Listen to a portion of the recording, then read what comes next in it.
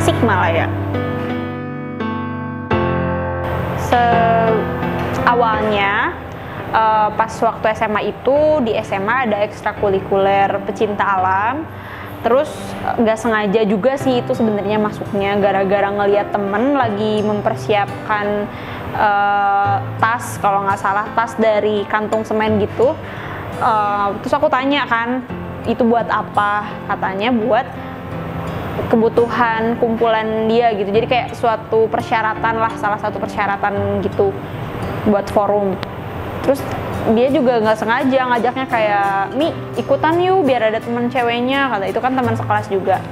Terus akhirnya ya udah, ayo ikutan. Pulang sekolah langsung masuk, keterusan gitu.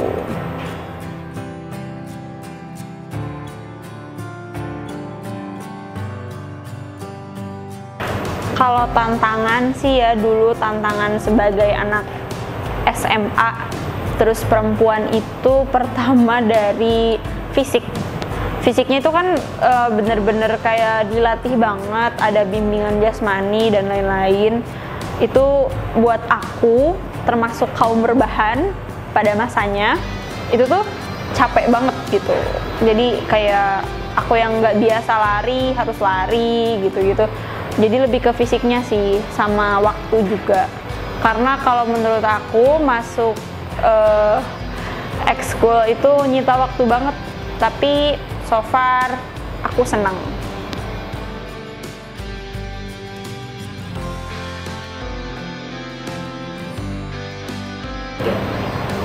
Kalau ditanya apa manfaat dari mengikuti kegiatan itu, yang aku rasa itu manfaatnya banyak banget dan lebih terasa ketika aku udah keluar dari SMA sih sebenarnya. Kegiatan itu kan kekeluargaannya tuh bener-bener erat banget sih yang aku rasain. Jadi kayak aku tuh punya banyak saudara gitu rasanya tuh. Terus yang paling terasa juga itu tuh dari hal administrasi, karena dulu waktu aku ngurus ekskul itu aku bener-bener diajarin administrasi sama senior-senior, sama alumni-alumni, kayak cara bikin proposal, bikin undangan, bikin surat, bikin laporan, gitu-gitu tuh aku lebih banyak belajarnya di ekskul sih daripada di sekolah. Dan itu tuh terasa banget manfaatnya, karena kan aku lulus SMA itu nggak langsung kuliah juga, tapi pernah bekerja di beberapa tempat, dan itu tuh sangat-sangat bermanfaat buat bekal aku kerja. Padahal aku kuliah belum lulus gitu. Jadi itu sih manfaatnya. Belum lagi karena di saat aku ngurus ekskul itu, saat aku jadi pengurus maksudnya, sering presentasi, sering kayak laporan pertanggungjawabannya itu di presentasi. Walaupun dulu rasanya tuh kayak penuh tekanan banget, tapi ternyata pas aku udah keluar, itu tuh bermanfaat banget buat ngelatih cara komunikasi aku terhadap orang lain.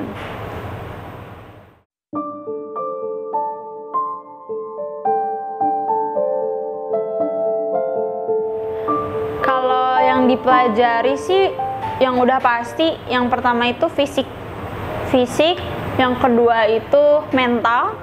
Jadi aku tuh kayak bener-bener diuji banget mentalnya, harus bisa berargumen walaupun rasanya tuh udah kayak terdesak gitu. Itu sih yang aku rasain. Terus administrasi itu juga, dan cara kita bersosialisasi atau komunikasi sama orang itu.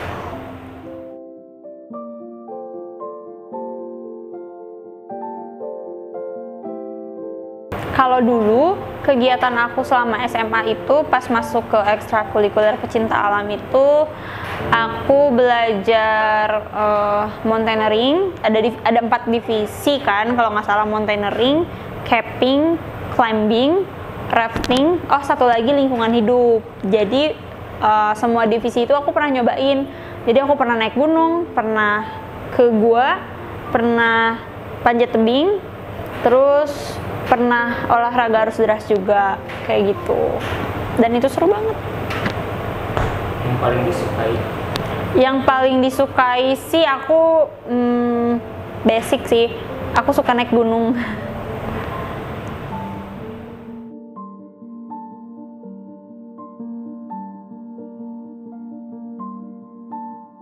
Kalau untuk sisi negatif sih, aku sendiri nggak merasa ada sisi negatifnya ya. Karena kalau negatif tuh kesannya tuh kayak gimana banget. Kalau aku nggak menemukan itu sih. Kalaupun ada kekurangan, itu hanya sebuah kekurangan, bukan sebuah hal yang negatif.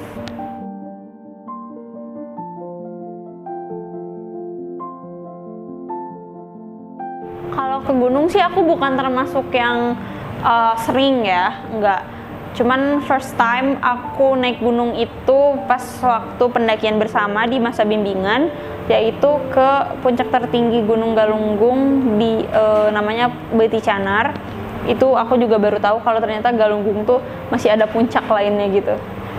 Setelah itu aku ke Cikuray, ke Merbabu, ke Sumbing, ke Ciremai, terus ke Arjuna Welirang, habis itu ke Raung. Udah sih kayaknya. Semoga next time-nya aku bisa naik gunung lagi kalau masih kuat.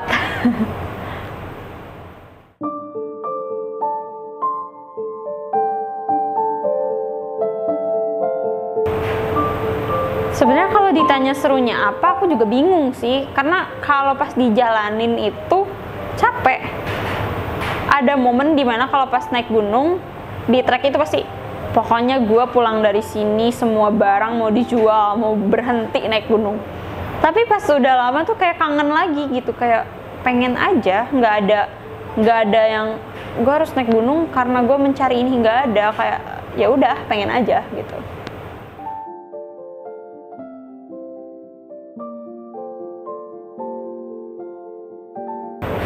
Sebenarnya ya, kalau pendapat aku, kalau healing ke gunung itu salah deh kayaknya, karena bukannya healing malah capek.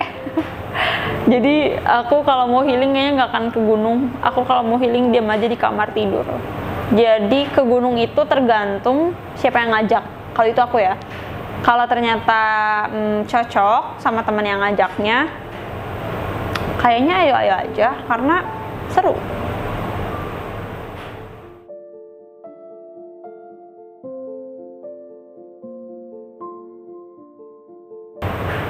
Paling berkesan itu kalau menurut aku ke Raung. Raung itu emang bener-bener kayak menguras emosi banget. Aku sampai nangis di jalurnya. Itu bukan pas summit ya, tapi pas mau perjalanan ke tempat camp itu aku udah nangis.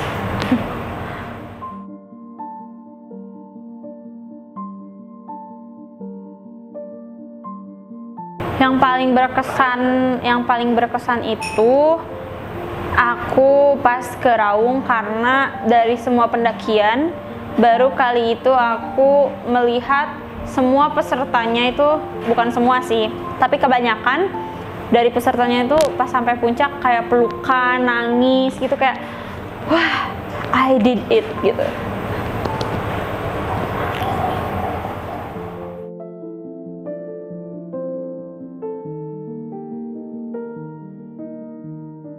Kalau kurang menyenangkan kemana ya? Gak ada, semuanya menyenangkan.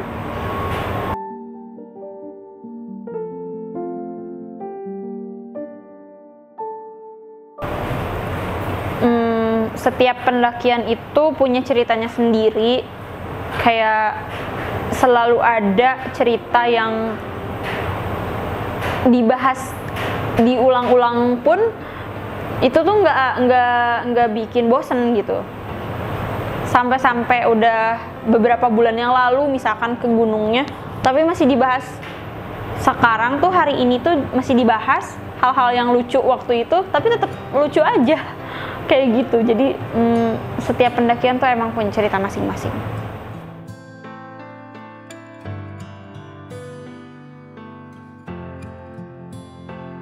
Sebenarnya pertanyaan itu nggak cocok sih buat aku karena aku aja masih termasuk pemula, jadi nggak yang dulu-dulu banget. Cuman bedanya pas waktu zaman SMA sama sekarang itu tuh emang lebih enak zaman sekarang sih, karena aku naik gunungnya sama senior. Jadi ada yang masakin gitu. Kalau waktu SMA semuanya sendiri. Kalau bareng senior tuh ada porter, ada yang masakin. Gitu sih bedanya. Yang lucu selama naik gunung. Ada cerita yang tetap lucu sampai sekarang itu adalah setelah sekian lama aku nggak pernah naik gunung atau bahkan olahraga fisik, aku naik gunung lagi karena patah hati. Itu ke Sumbing. Karena patah hati, coba bayangin aku patah hati abis tabrakan juga, 2 minggu kemudian jahitan masih basah, tapi karena aku patah hati akhirnya aku memaksakan naik gunung. Tapi yang lucunya bukan patah hatinya, cuman pas summit ada Aofik, kakinya itu tiba-tiba sakit, terus disusul sama ranger, dikasih nugget paha ayam dan dia kuat. Lucu aja sih itu. Ya TTA. Yang menyebalkan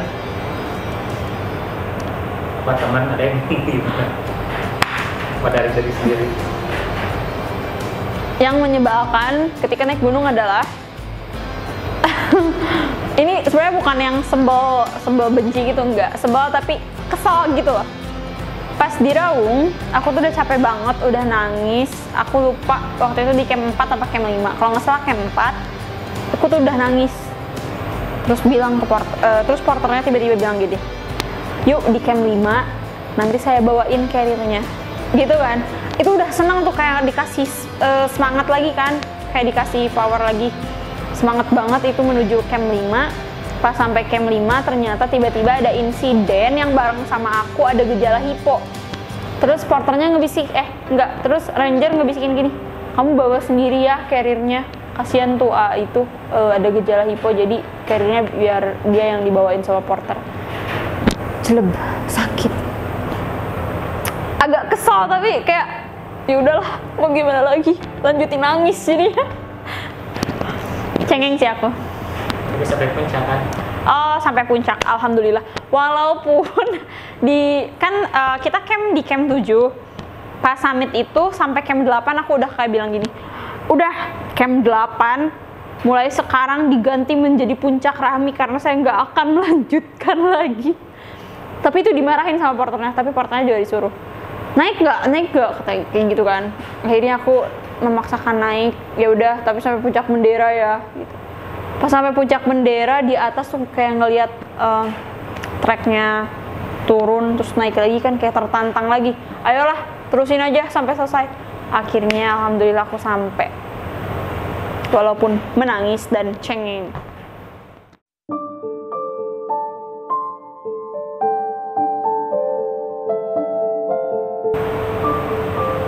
Yang paling indah di mana ya?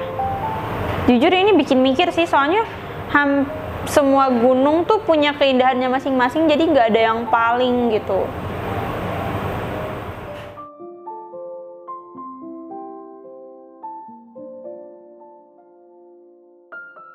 Kalau hal mistis, alhamdulillah aku nggak pernah berhadapan sama yang mistis-mistis gitu, dan jangan sampai deh.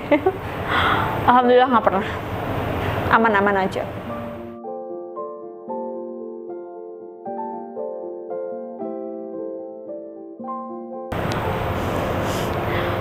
Kalau izin orang tua sih modal nekat ya. Sejak SMA tuh aku nggak pernah dapat izin untuk mengikuti ekstrakurikuler pecinta alam. Bahkan waktu pendidikan itu, setelah pendidikan kan semua teman-teman tuh kayak ada mamahnya atau kakaknya gitu hadir buat ikut upacara penyambutan gitu kan. Kalau aku nggak ada satupun yang hadir karena emang nggak diizinin. Cuman makin sini aku kayak, mah mau acara ini, mungkin capek juga ya mama aku.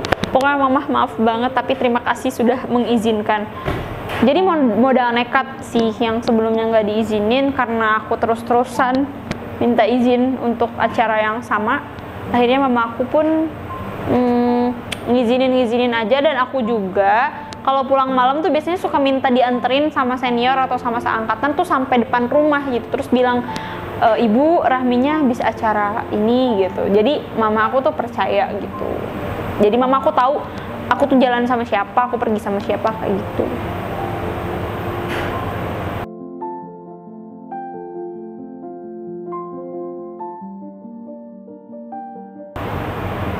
sebenarnya apa yang udah aku jalanin, yang udah aku lewatin di kegiatan ini tuh baru segini, baru kecil. Masih banyak senior-senior aku yang pengalamannya tuh lebih luas, lebih besar. Tapi satu hal yang aku dapet di sini adalah kegiatan ini seru banget. Dah. Guguk tak bergerak, ada pelangi di bola matamu dan memaksa diri untuk bilang aku sayang padamu.